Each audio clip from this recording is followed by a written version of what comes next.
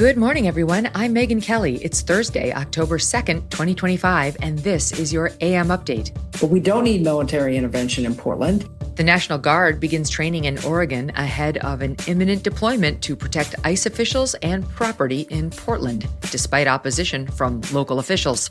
Close to 25% of these drivers were illegally driving. A sting operation in Oklahoma takes over 100 alleged illegal alien semi-truck drivers off the road. Fed Governor Lisa Cook scores a temporary win at the Supreme Court in her battle to keep her job. And Vice President JD Vance says the sombrero memes will continue until the shutdown ends. All that and more coming up in just a moment on your AM update. I've been talking a lot about Riverbend Ranch lately because I love their steaks. Riverbend Ranch has taken Black Angus beef to a whole new level. For the last 35 years, Riverbend Ranch has been creating a very elite Angus herd by using ultrasound to select genetically superior cattle with a focus on flavor and tenderness. When you purchase from Riverbend Ranch, you're not only supporting the 64 cowboys and cowgirls and their families who work on the ranch, you're also supporting over 260 other U.S. ranches and the hundreds of American families who work on them. It's born in the USA, raised in the USA, and processed in the USA too. This beef is aged to perfection for 21 days and then shipped directly from the ranch to your home. This is not your average Black Angus beef. So order from riverbendranch.com, use the promo code Megyn to get $20 off your first order, and let me know what you think. riverbendranch.com, promo code Megyn. Attorney General Pam Bondi, Secretary of War Pete Hegseth, and White House Homeland Security Advisor Stephen Miller in Memphis, Tennessee last night, speaking to federal agents amid a crime crackdown in one of America's most dangerous cities. We are going to work hand in hand to make the most violent crime city in the country have no crime. I see green, blue, black, tan, camouflage.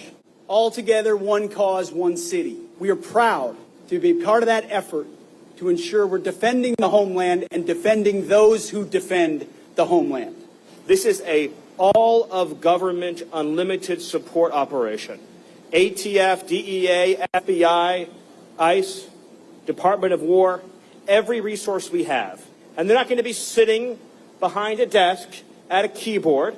We are sending in real cops with guns and badges to go out with you on the street every single night making arrests. The idea that there is a square inch of block in this city where a citizen doesn't feel safe is unacceptable. This is Memphis. This is the United States of America, and all that bullshit is done. It's over. It's finished. Republican Governor of Tennessee Bill Lee last month joining President Trump at the White House, announcing the plan to deploy the National Guard and more than a dozen federal agencies into the Democrat-run city. It is unclear how long the surge is expected to last. AG Bondi posting to X yesterday morning, quote, "In just 48 hours, our Memphis Safe Task Force has made 53 arrests and seized 20 illegal firearms." National Guard troops are soon expected to be on the streets of Portland, Oregon. On Wednesday, President Trump posting to Truth Social, quote, "As I determined on September 27th, when I activated and called into service the National Guard in Oregon, conditions continue to deteriorate into lawless mayhem. We will never allow mobs to take over our streets, burn our cities, or destroy America. The National Guard is now in place and has been dedicated to restoring law and order and ending the chaos, death, and destruction. We are a nation of law, and we will prevail." Fox 12 News reporting the Guardsmen began arriving Tuesday, where they will spend several days training in crowd control and use of force before beginning the mission in Portland. As of Wednesday afternoon, an official from the Oregon Military Department saying troops will likely move into Portland over the weekend. Earlier this week, Secretary of War Pete Hegseth mobilizing 200 Oregon National Guard troops under federal control for 60 days. This in response to ongoing protests outside of the Portland ICE facility, which have resulted in more than 24 arrests since June. Democrat Governor Tina Kotek on MSNBC Monday night, MS Now, calling the deployment unnecessary. Portland, Oregon is a beautiful, vibrant, successful city. We are not a war zone. I was out there all weekend long. People were out and about, shopping, going to restaurants, going to soccer matches, going to shows.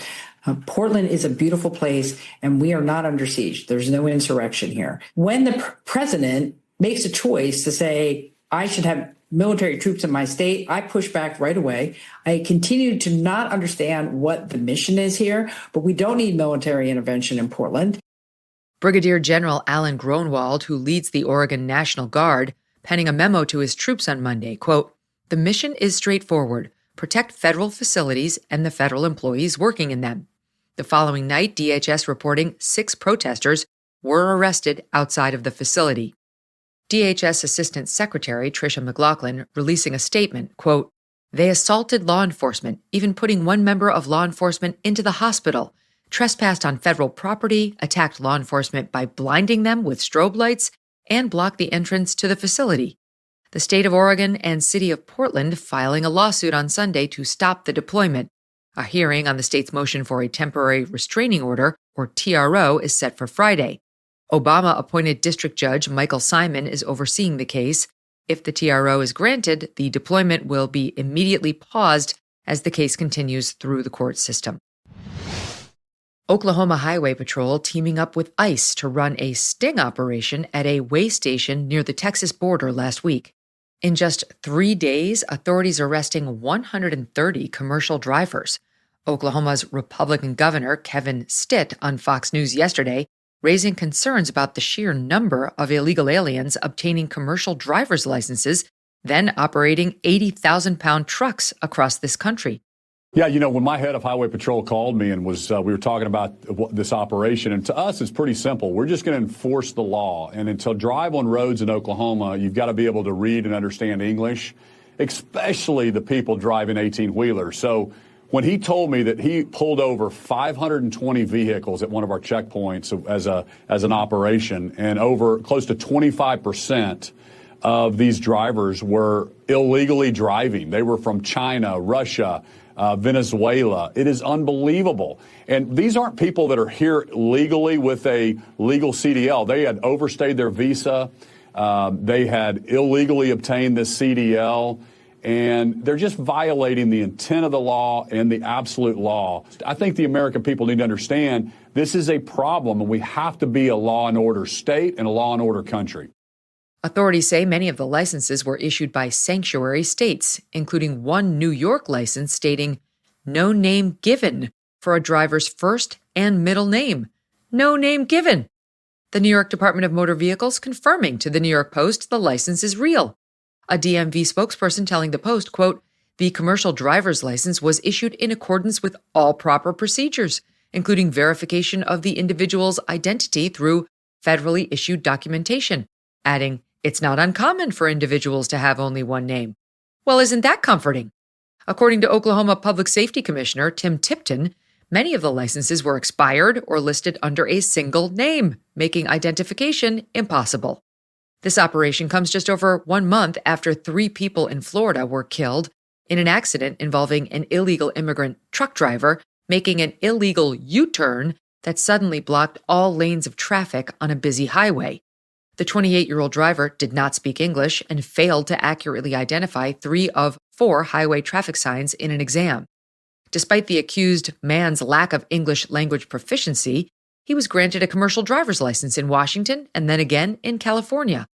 That driver, Harjinder Singh, pleading not guilty earlier this week in Florida.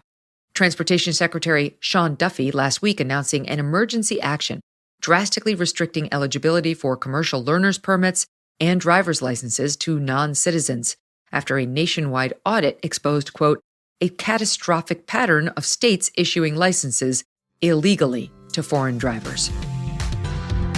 Coming up, the Supreme Court grants embattled Federal Reserve Governor Lisa Cook a temporary win as the president seeks to fire her.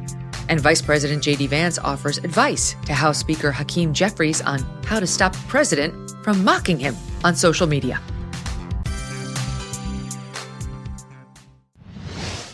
It's that time for Medicare annual enrollment again. The mailers, the robocalls, the texts blowing up your phone. It can be a circus. But this is one Medicare message you need to hear. Here is the truth.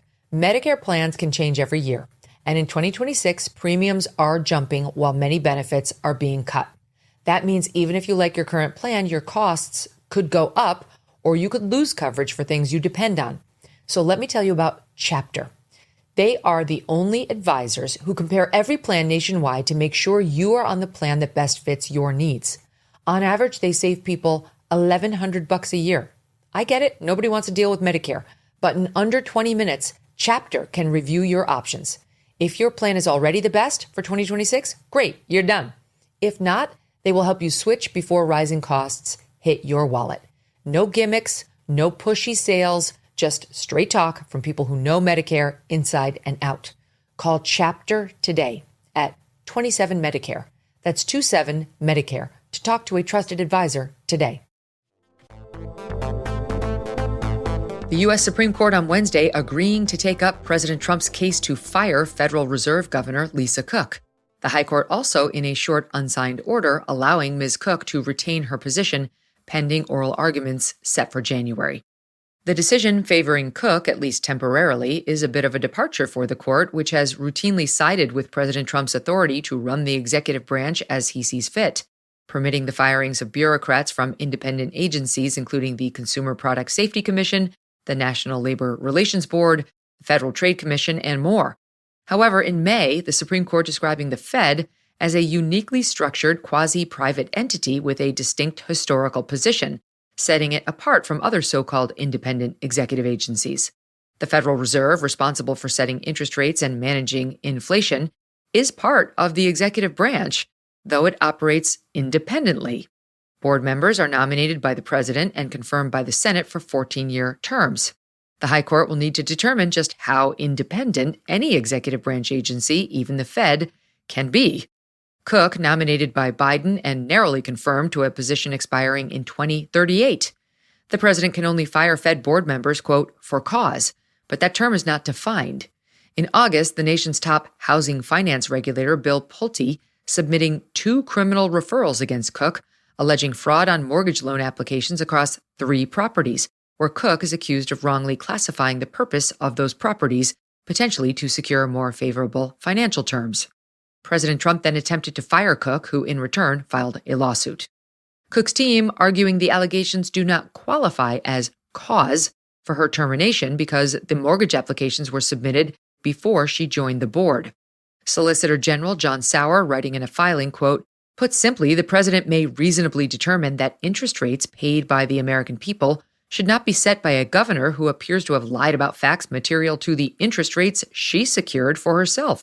Sauer also noting Cook has not denied nor attempted to explain the allegations against her. Quote, instead, in her latest brief, she once again promises a full-throated rebuttal to be provided at some unspecified future date and in some unspecified future proceeding. Her silence on this point speaks volumes. Cook arguing her ouster, even temporarily, could cause chaos in financial markets and, quote, eviscerate the independence of the Federal Reserve Board. The Federal Reserve is scheduled to meet 2 more times before January, where they are expected to vote on more interest rate cuts, which President Trump says are too late. Press Secretary Caroline Leavitt reacting on Wednesday. Look, we have respect for the Supreme Court, but they're going to hear the actual case and make a determination on the legal argument in January. And we look forward to that because we maintain that she was fired well within the president's legal authority to do so. She was removed from the board, and we look forward to that case being fully played out at the Supreme Court. Vice President JD Vance on Wednesday joining the White House press briefing, speaking out about the government shutdown, asking Democrats to join Republicans in passing a temporary funding extension so negotiations can begin on other funding priorities.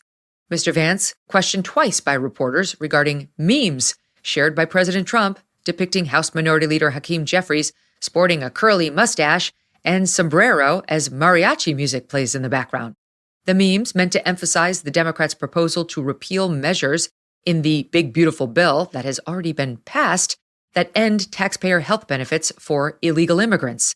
First up, a reporter from Reuters. And is it helpful to just post pictures of Leader Jeffries in a sombrero if you're trying to have good faith talks with him? Oh, I think it's funny. The president's joking, and we're having a good time. You can negotiate in good faith while also poking a little bit of fun at some of the absurdities of the Democrats' positions, and even, poking some fun at the absurdity of the Democrats themselves. I mean, I'll tell Hakeem Jeffries right now, I make this solemn promise to you that if you help us reopen the government, the sombrero memes will stop. And I've talked to the President of the United States about that. An AFP news agency correspondent hitting the racial angle. Just going back to the sombrero, you said that the president's joking, but Hakeem Jeffries says that these memes were racist. What's your response to that? Hakeem Jeffries said it was racist, and I know that he said that, and I honestly don't even know what that means. Like, is he a Mexican American that is offended by having a sombrero meme? I mean, I saw one of the major TV stations put the meme up and then say, this is AI generated. And he had like the curly animated mustache too. It's like, do you really not realize the American people recognize that he did not actually come to the White House wearing a sombrero and a black curly animation mustache? Like, give the country a little bit of credit. We're all trying to do a very important job for the American people. The President of the United States likes to have a little bit of fun when he's doing it, and I think that's okay.